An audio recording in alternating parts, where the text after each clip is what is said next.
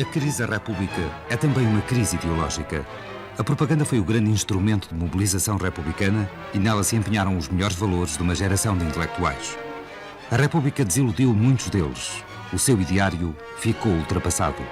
As novas gerações já não se inspiravam no liberalismo, mas no autoritarismo. O progresso já não vinha associado a uma renovação de valores, mas ao reavivar do tradicionalismo.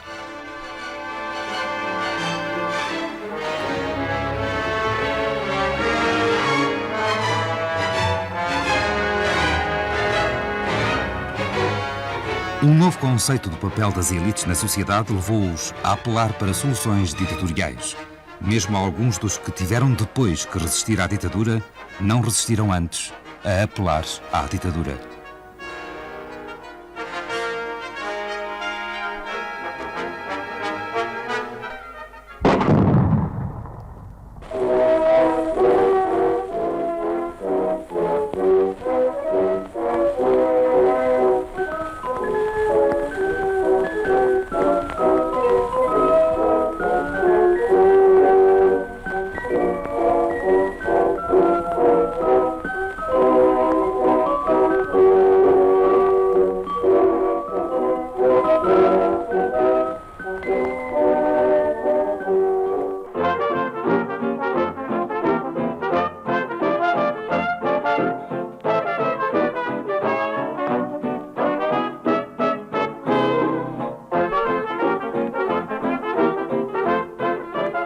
Entre a arrancada do projeto republicano na última década do século XIX e o início da ditadura em 1926, a sociedade e a economia europeias sofrem profundas alterações. Desenvolve-se um novo modelo de cosmopolitismo. A sociedade de consumo começa a despontar graças às crescentes inovações tecnológicas e ao desenvolvimento industrial. Descobrem-se novos prazeres e emergem novos grupos sociais.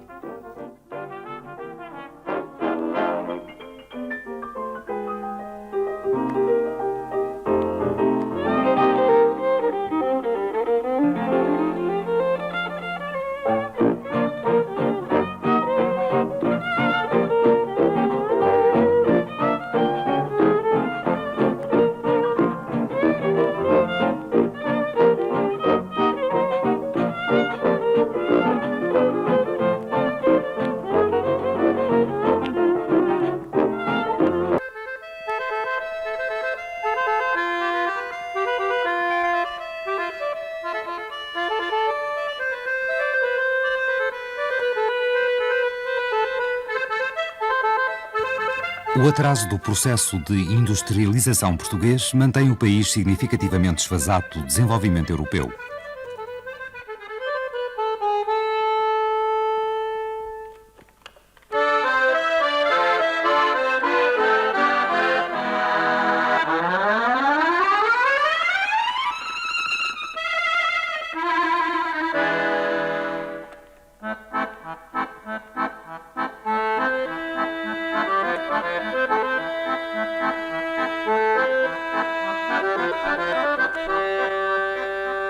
Portugal é um país tradicional, na mentalidade, nos usos e costumes, profundamente marcado por relações sociais tradicionais.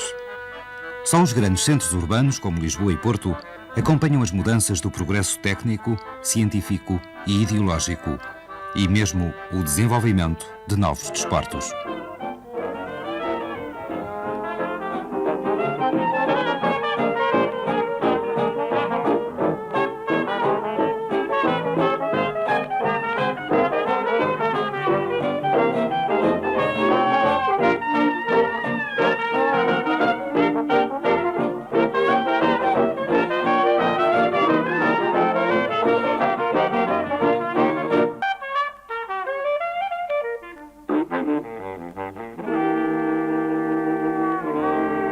Uma Lisboa cosmopolita, uma sociedade tradicional, ambas muito longe do furor mundano de que Mistinguett irá ficar como símbolo.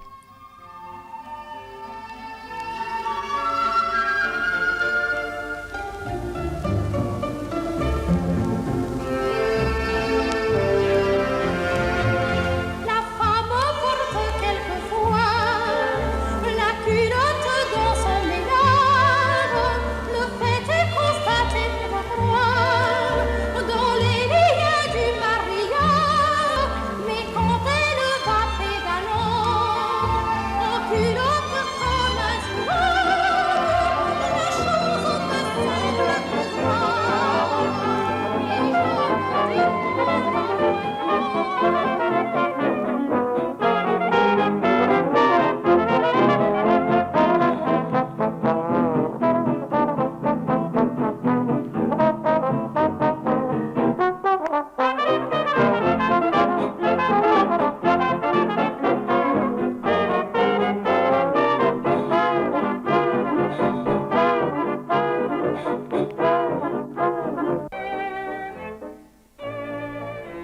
A propaganda foi o grande instrumento de mobilização republicana.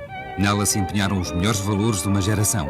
Políticos, dramaturgos, poetas, ensaístas e romancistas dedicaram as suas obras à difusão da ideologia republicana e militaram ativamente no Partido Republicano.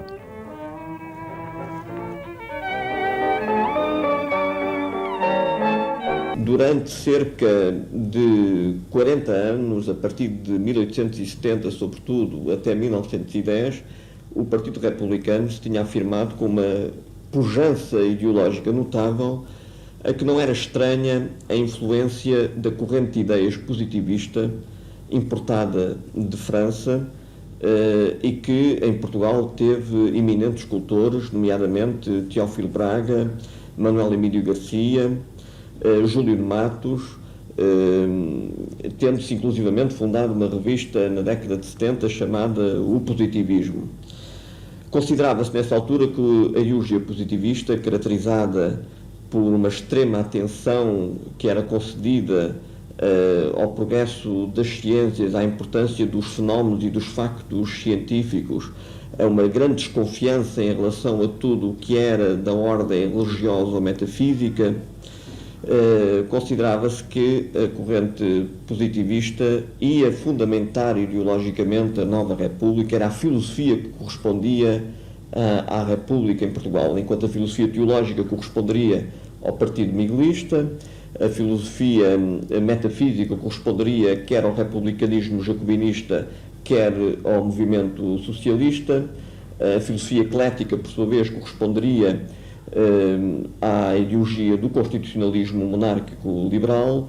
Era o positivismo, com esta atenção aos fenómenos científicos, aos factos objetivos, que iria fundamentar então a necessidade positiva de se instalar uma república em Portugal caracterizada pelo respeito integral da ideologia liberal da soberania da nação popular, caracterizada pela subordinação do poder executivo ao poder legislativo e por levar até as últimas consequências da famosa trilogia da Revolução Francesa, da liberdade, igualdade e fraternidade.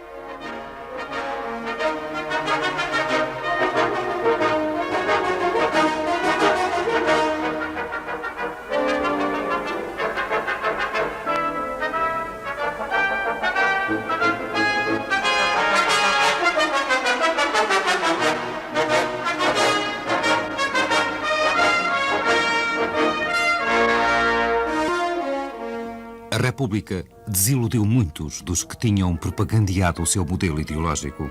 A crise do positivismo que acompanha a implantação da República torna o seu ideário ultrapassado.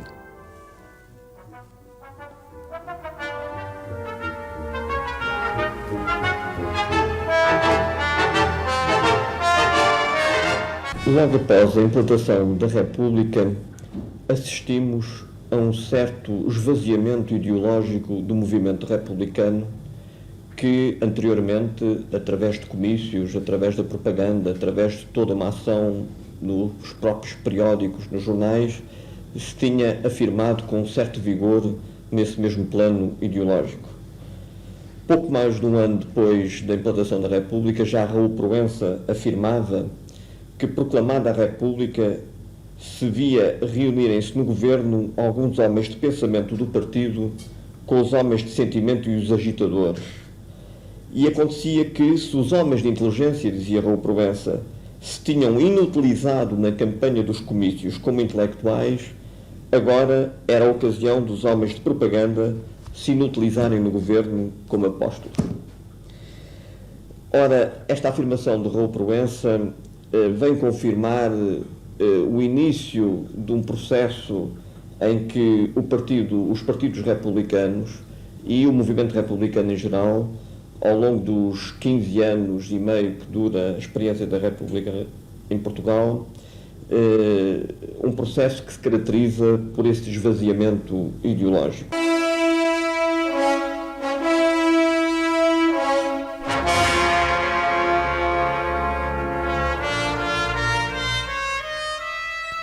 A consolidação do poder republicano, o seu modelo político e social vão em breve ter que se confrontar com novas ideologias alternativas e novos modelos de sociedade que já nada têm a ver com o liberalismo.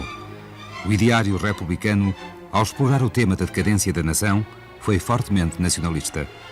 Mas durante a República, o nacionalismo ganha um outro significado ideológico e passa a ser o tema central das ideologias que irão abrir caminho ao Estado Novo. O integralismo lusitano representou, sem dúvida alguma, na primeira metade do século XX em Portugal, o mais importante movimento doutrinário e ideológico no campo antiliberal e antidemocrático. A primeira questão, o primeiro erro que nós temos que evitar quando analisamos movimentos como o integralismo lusitano, nomeadamente ele, é considerá-lo como uma espécie de fenómeno do entroncamento português, considerá-lo como, quando olhamos para a sua ideologia, como um movimento arcaico que, numa certa forma de enclave, subsiste no século XX português. Ora, não é o facto. Na realidade, o integralismo lusitano é um movimento em perfeita consonância com o movimento congêneres na Europa do seu tempo e são, acima de tudo, movimentos que nascem em reação ao liberalismo e à democracia e à sua crise no início do século XX. O integralismo lusitano é um pouco o correspondente português de este tipo de movimentos que têm na Action Française de Maurras o movimento mãe, que se expandem de uma forma geral por toda a Europa e particularmente na Europa Latina, em França, na Roménia inclusivamente, em Espanha, em Portugal.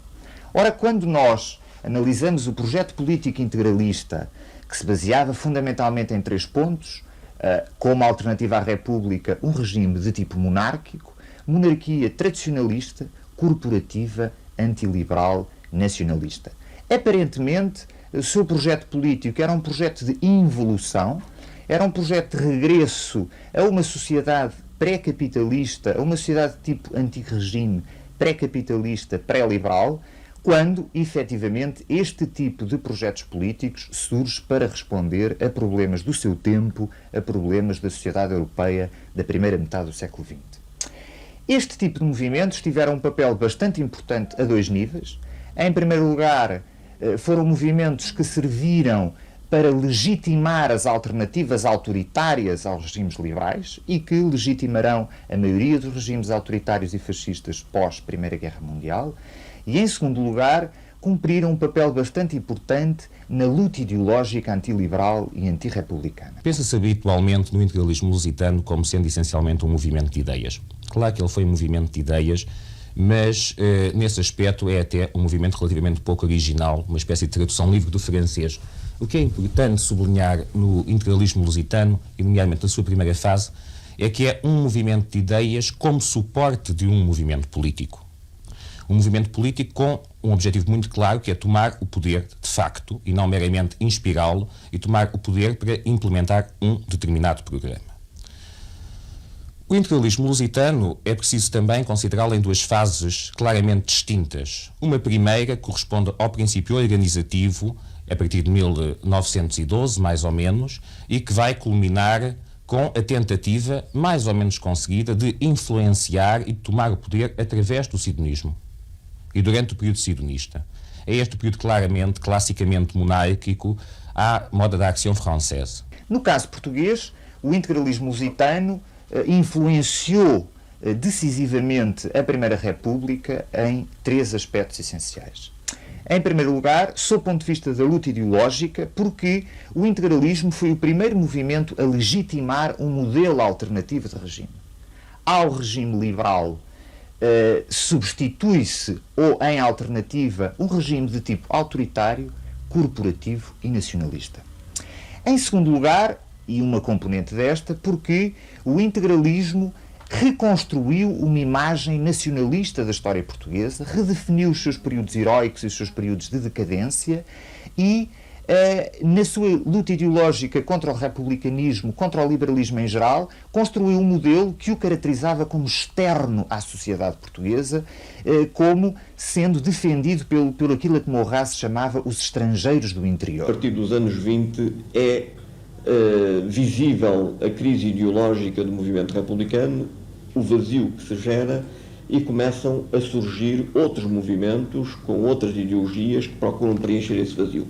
nomeadamente, por um lado, o integralismo lusitano, uma ideologia monárquico-reacionária passadista, e, por outro lado, a própria ideologia fascista que se vinha implantando em alguns países da Europa, e nomeadamente em Itália, com a experiência de Mussolini, que se servem precisamente desse vazio ideológico que passa a caracterizar o movimento republicano para se imporem na imprensa, para se imporem na opinião pública e para prepararem o assalto às instituições republicanas.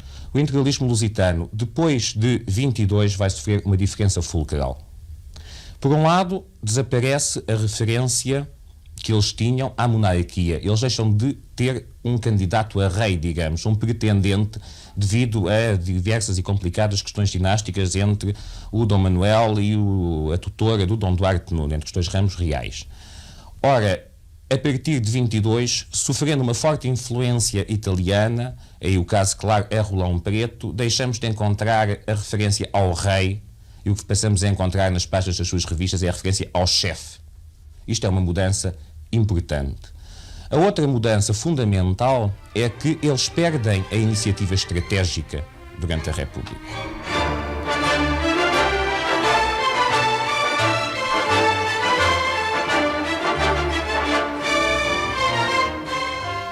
Em 1917, Sidónio Pais instaura a primeira ditadura sustentada nas novas correntes ideológicas, nos novos modelos antiliberais. A popularidade que conseguiu é já um sinal de mobilização de massas que virá a associar-se aos regimes autoritários dos anos 30.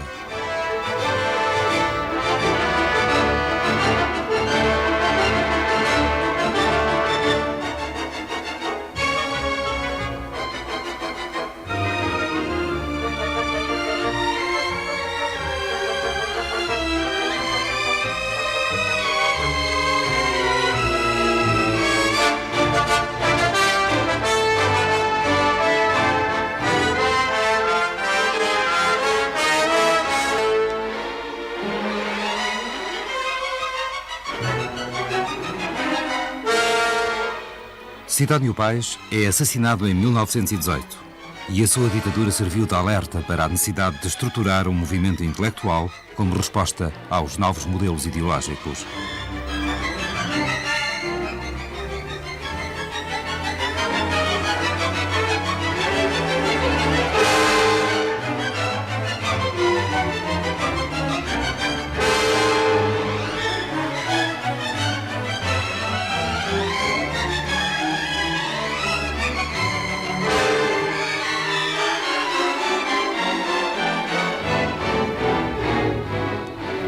Em 1925 funda-se no campo republicano a Seara Nova, que contava com o contributo, tanto na República como na ditadura, de homens como Jaime Cortesão, António Sérgio e Raul Proença.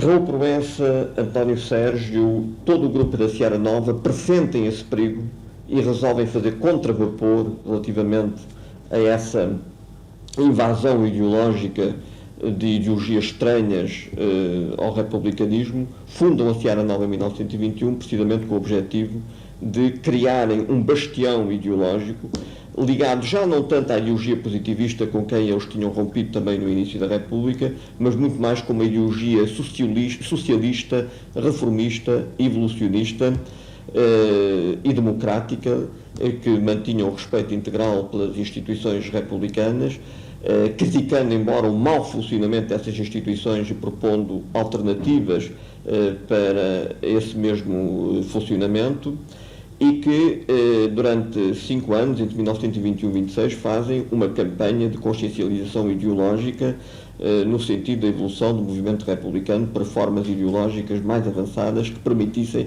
contrabalançar, fazer contravapor em relação às ideologias reacionárias que, entretanto, se vinham afirmando na sociedade portuguesa. A partir de 22, a direita portuguesa, que até aí se encontrava fortemente fragmentada, refiro-me particularmente à direita reacionária, e que tinha sido um momento hegemonizada pelo integralismo lusitano no fim da guerra, passa a ser hegemonizada claramente pelo centro católico português. Aqui a presença de Salazar foi, desde logo, fulcral.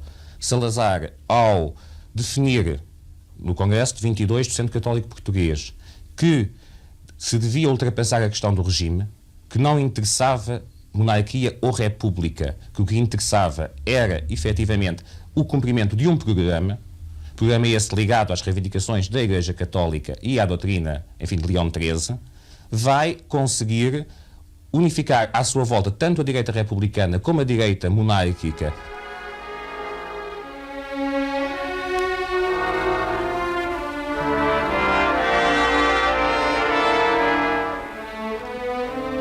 A crise económica e social da República, a instabilidade e a movimentação de rua que o Estado Novo explorou na sua propaganda levaram frequentemente os intelectuais da Seara Nova a fazer apelos a soluções autoritárias para a crise da República.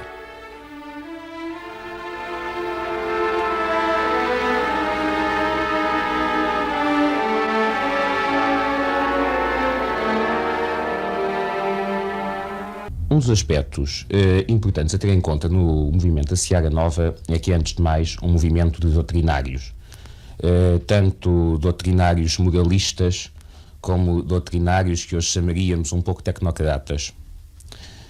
São estes aspectos que vão determinar algumas características especiais que têm muitas vezes sido referidas como a existência de um projeto de tipo autoritário da parte desse grupo. Não se pode dizer que, de facto, esse projeto propriamente tenha existido. O que existiu, sim, foi aquilo que é uma característica habitual dos movimentos doutrinários deste tipo, puramente intelectuais, que é a ideia de que a aplicação de um conjunto de reformas deve ser feita de uma vez só, através de uma espécie de ditadura purificadora que fizesse tábua rasa tudo o que existia antes.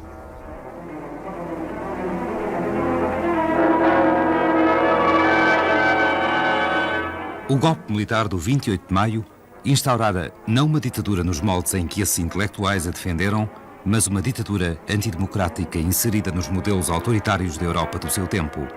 A oposição política e ideológica foi o caminho que restou a todos os outros.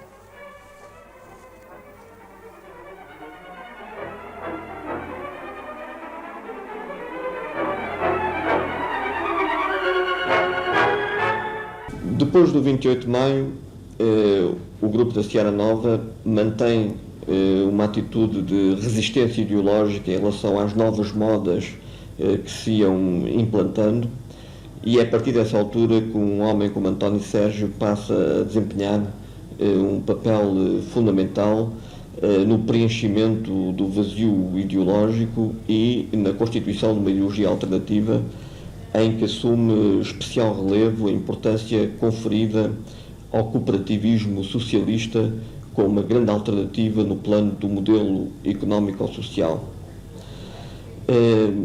António Sérgio, ao longo de toda a ditadura e ao longo do Estado Novo, afirmar-se-á como o grande esteio ideológico da nossa oposição democrática ao Estado Novo, numa linha fiel ao ideário inicial da Seara Nova, que apostava fundamentalmente na reforma da mentalidade das elites e na criação de uma nova elite intelectual como caminho para a transformação da sociedade portuguesa. Se quisermos, podemos ver aí, apesar de tudo, uma certa ligação em relação à inspiração positivista inicial da República, porque o positivismo concedia também uma extrema importância à educação das massas, uma extrema importância à formação de uma opinião pública lúcida, e o Grupo Seara Nova e Sérgio, posteriormente, continuam a apostar nessa via. A educação, por um lado, a reforma da mentalidade, a criação de uma nova elite intelectual, por outro lado, continuam a ser as armas fundamentais com que se conta para a transformação da sociedade portuguesa. Em outubro de 1917, uma revolução proletária leva ao poder o comunismo na Rússia. O proletariado julgou então possível derrubar o capitalismo, mas ele manteve-se como o sistema hegemónico. A direita torna-se autoritária e a esquerda também. Fascismo e comunismo. O sistema liberal está em crise. A República chega ao poder na curva descendente dos sistemas liberais. A derrota da República corresponde ao fim de uma época.